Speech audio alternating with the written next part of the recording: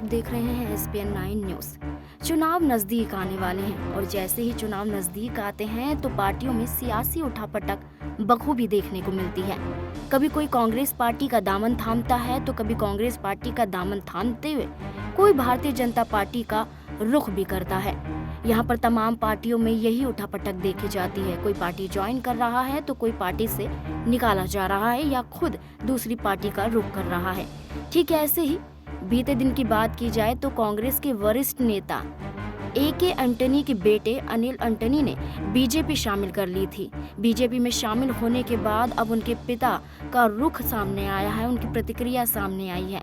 आपको बता दें कि कांग्रेस के वरिष्ठ नेता NK एंटनी ने बेटे अनिल एंटनी के बीजेपी के शामिल होने पर फैसले पर अपनी प्रतिक्रिया दी है। उन्होंने कहा है कि ये उनके लिए तकलीफदेह है। एंटनी ने कहा है कि अनिल का ये फैसला बहुत गलत है। पूर्व केंद्रीय मंत्री AK एंटनी के बेटे अनिल एंटनी को बीजेपी में बीते दिन शामिल किया गया है। अनिल एंटनी ने साल 2002 के गुजरात दंगों और प्रधानमंत्री नरेंद्र मोदी पर BBC की डॉक्यूमेंट्री को लेकर हुए विवाद के बाद जनवरी में कांग्रेस को छोड़ दी थी। अनिल के बीजेपी ज्वाइन करने पर पिता AK एंटनी बोले, अनिल के बीजेपी में शामिल होने के फैसले ने मुझे बहुत प्रभावित किया है और मुझे बहुत बुरा लग रहा है।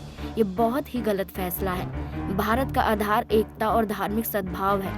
उन्होंने आगे कहा, 2014 के बाद जब से मोदी सरकार सत्ता में आई है, व्यवस्थित रूप से विविधता और धर्मनिरपेक्षता को कमजोर कर रही है।